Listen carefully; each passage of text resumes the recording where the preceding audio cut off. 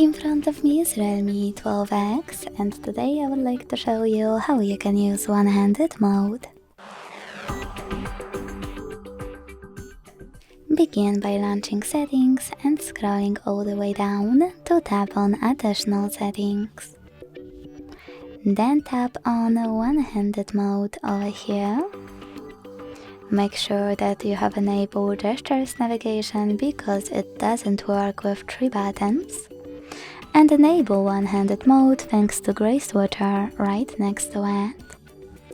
Then follow all of those instructions. Swipe down from the bottom of the screen to enter one-handed mode. So when I do that, one-handed mode is on.